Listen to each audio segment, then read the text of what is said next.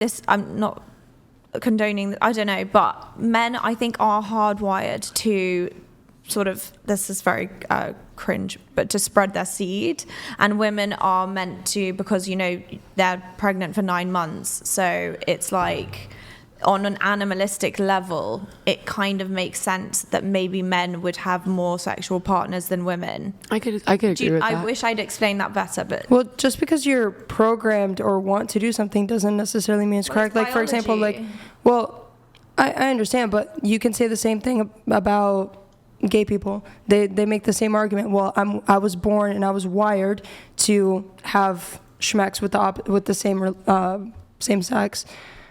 So it's right for me to do it. I'm not saying it's right or wrong. I'm just saying that's the argument that they make.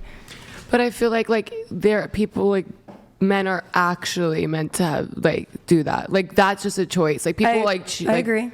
So, but, like, that's, like, actually, like, in, like, you know, like, the guys are there to produce. So I could see why it could be, like, more. Cause I think that's where religion comes in, is that, like, okay, so are we saying that cheating on your wife is good just so you can spread your seed all over? No, because I'm not saying it's acceptable. I'm just saying that maybe that's one of the reasons why it's more acceptable in a way for a man to have a higher body count than a woman. I think it's way simpler than this. I think that in women's lizard brain, man who virgin, right, can't pull women, red flag come up in lizard brain. Man who lots of women like, green flag come up in lizard brain. Super simple. I don't even think it's that complex. That she wants a virgin, lots of women like him. There must be something about him that's great. Oh, women don't like him. There must be something about him that's bad. I think it's really that simple. I think that all of this is you're or trying to make something complex that's not really that complex. If it is the case that women avoid the company of a man, right, likely it raises a red flag in the lizard brain of other women. Why is everybody avoiding the company of this man? And if you see a man, on the other hand, who women seem to really enjoy his company, I think that you go, well, I wonder what that's all about. That's what I think. I don't even think it's that complex. Well, the question was, what did I think about it? Did I think it was hypocritical? Maybe all the women here don't think it's hypocritical. Maybe they all want a man with a high body count. But I'm saying, for me personally, I think it's hypocritical, and it's not something I would want in a partner.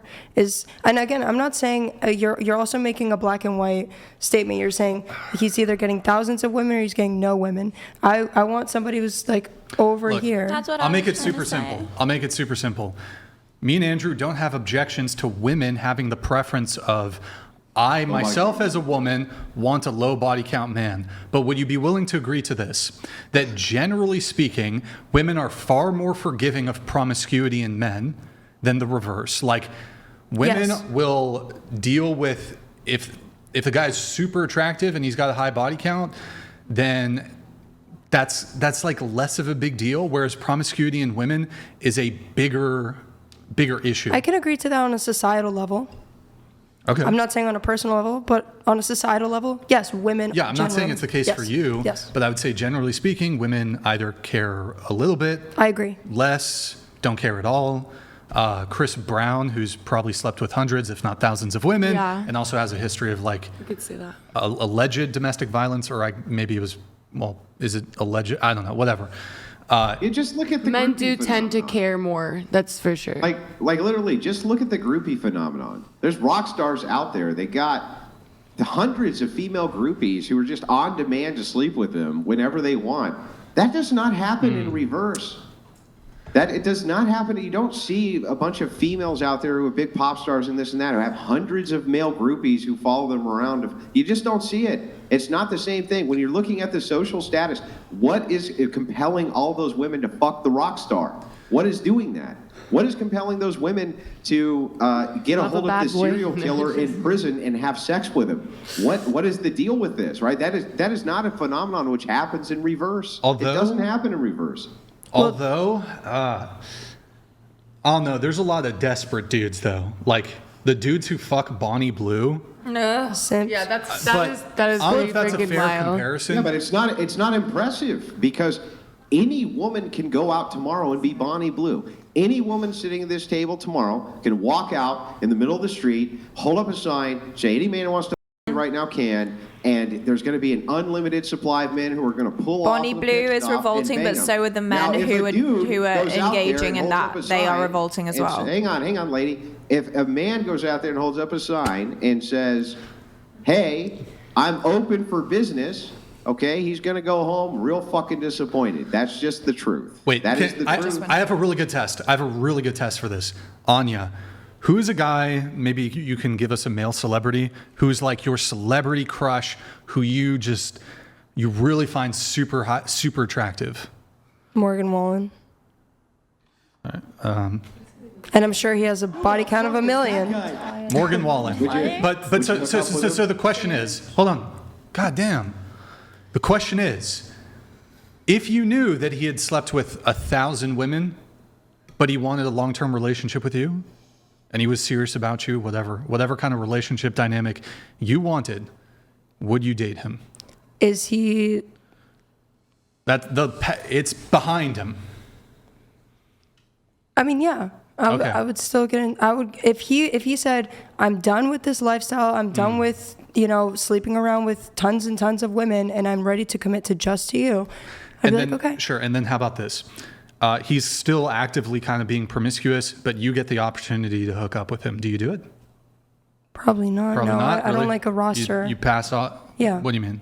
I don't have a roster. I don't like being on a roster. But there's no male celebrity you could think of, like, despite him being maybe promiscuous actively, let's like remove like risk of STDs or whatever from this. No.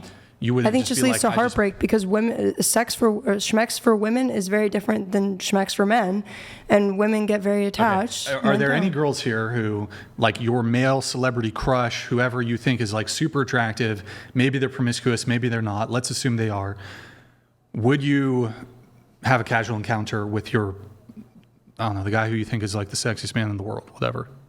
Like, for example, so let's say he was messing around still. Would I still do something with him? Is that what you're asking? Sure. I mean, if like I want. Here, let's start with this. Who's your male celebrity crush? Does somebody else? I'm sorry. Can somebody else who can actually give me an answer? Just please give me an answer. I can try. Okay, so my celebrity crush is Theo Von, right? Okay. If he asked me out on a date, I would definitely go, and he's obviously slept with thousands and thousands of women. But would I just have a casual one-night stand with him? Probably not, because I've never done anything like that before.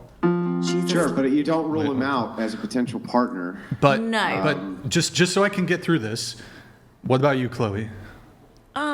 Literally Morgan Wallen is like one of my biggest celebrity crushes. Okay, would you? But I wouldn't sleep with him if I just met him. But I would if he wanted a long-term relationship. Like you were saying.